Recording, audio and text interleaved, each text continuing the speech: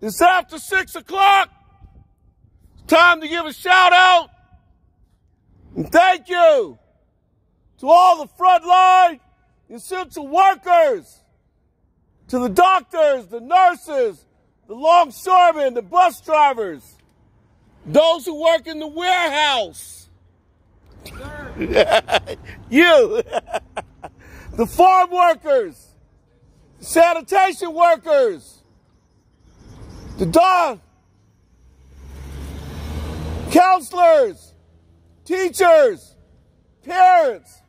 So please, if you can hear my voice, would you clap your hands, honk your horns, shout, make some noise.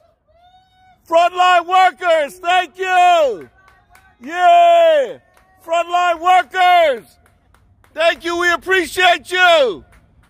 All right.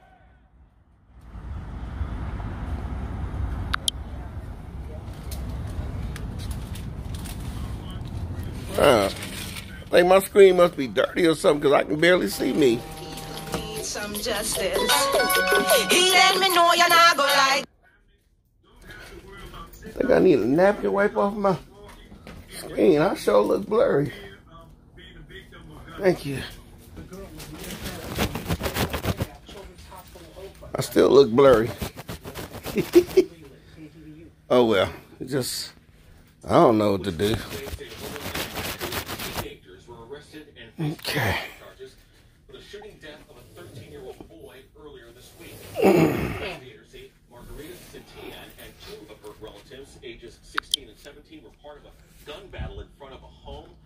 What's up, Facebook? So, y'all know what today is. Today is day 500. You imagine I've been doing this for 500 days since April 1st, 2020. This is day 500. And so as of August 13th, today, on August 13th, 2021, we've had 4,361,794 people have died from coronavirus all over the world. Right here in the United States, 637,114. If you look over in the black on yesterday, August the 12th, it was 4,351,302.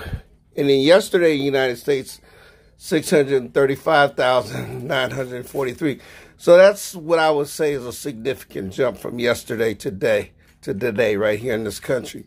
And if you look on April 9th, 2020, this is what it was, 263,000 around the world. And here in the United States, 16,200.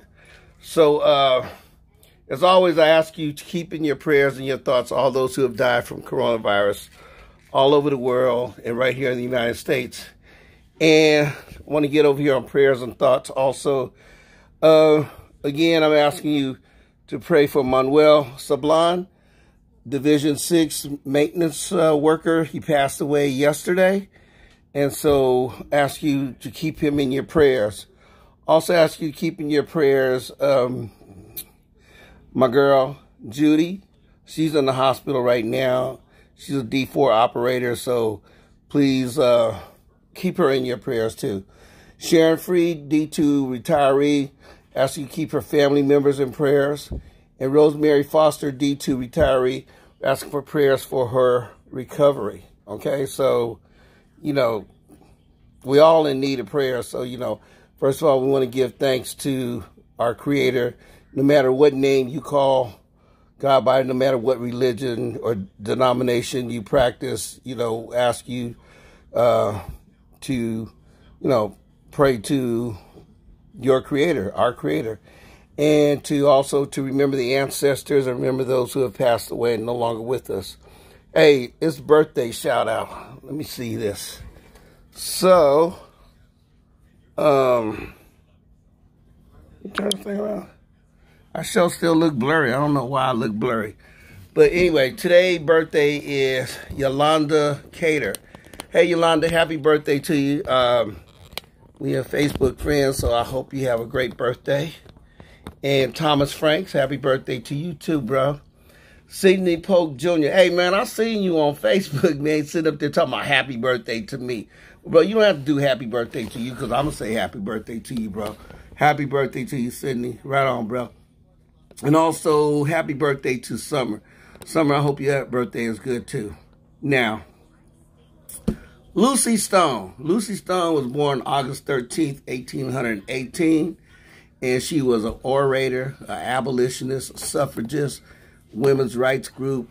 She was involved in when they had one of those women conventions and stuff. She founded a woman's journal.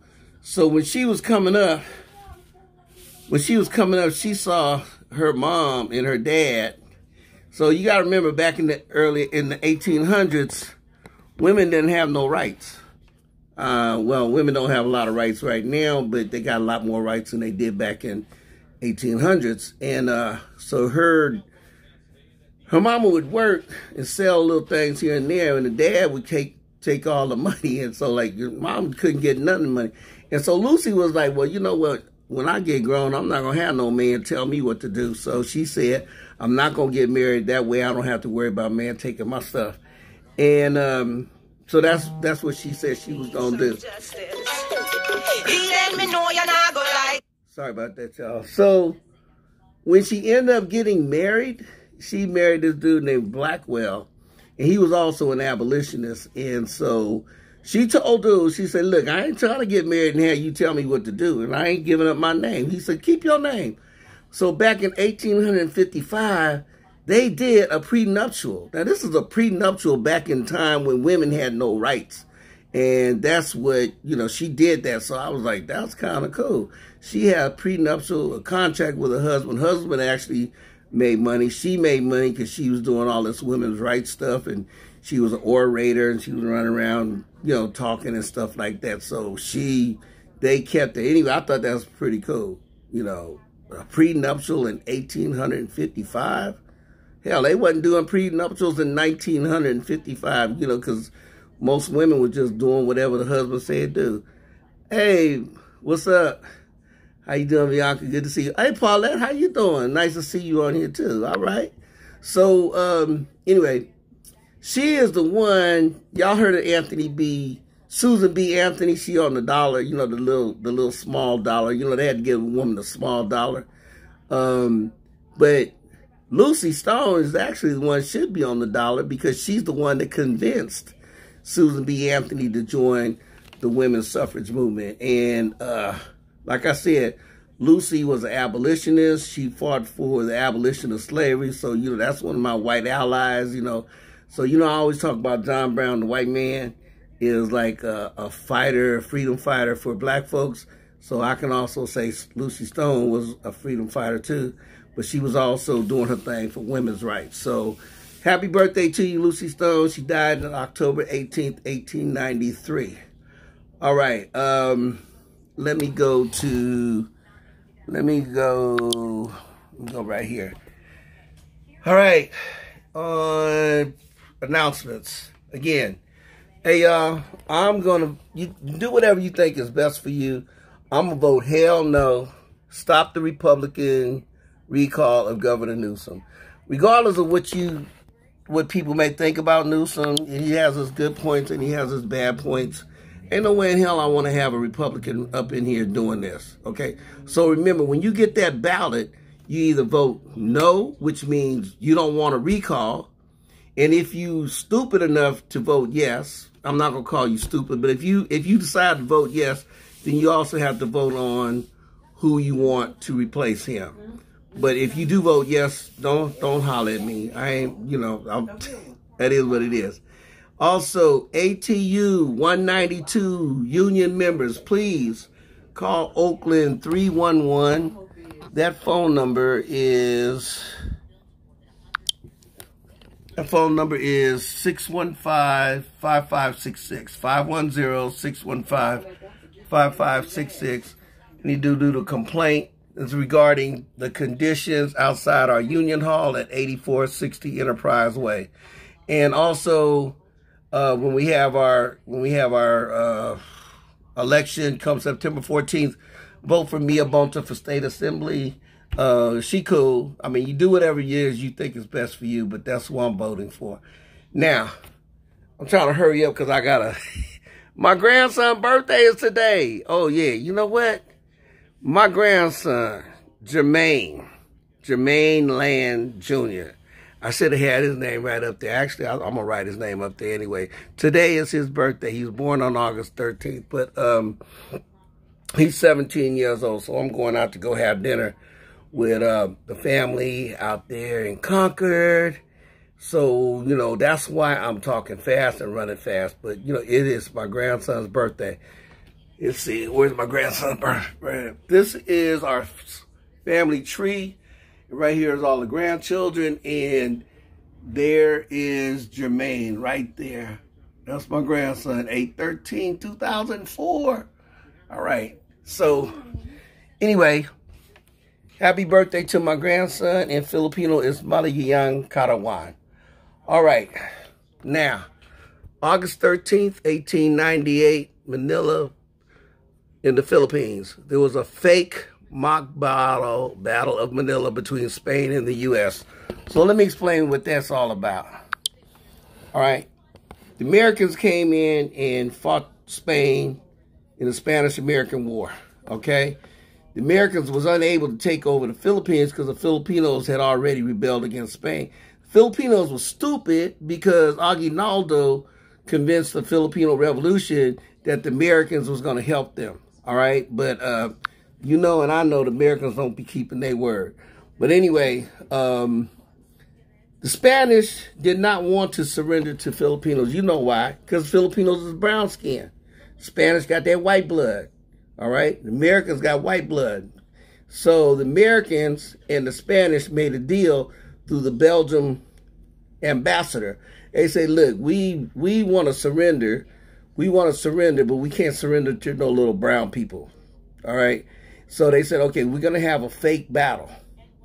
The Americans will open fire with their ships, and they're going to blow up some old dilapidated fort that ain't got nobody in it.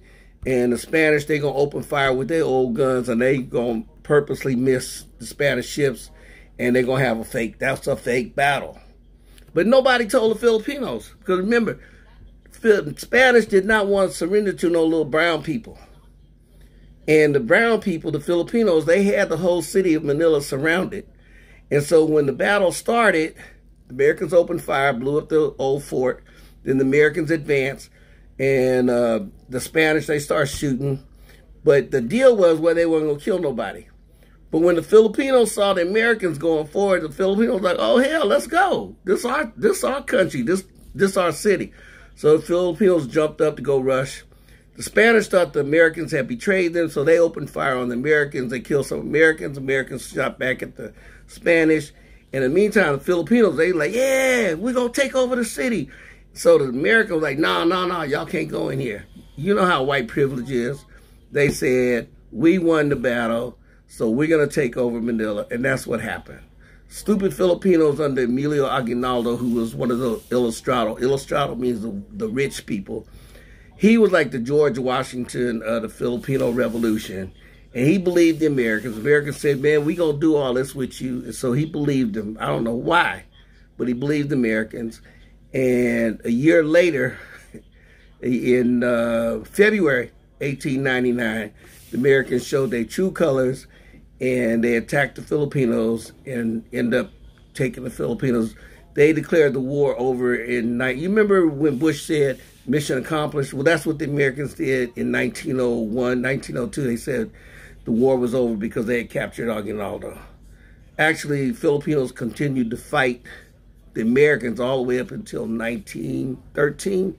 You know what that 45? The 45 was invented by the Americans to kill Filipino Muslims. Because the 45 is like you knock an elephant down.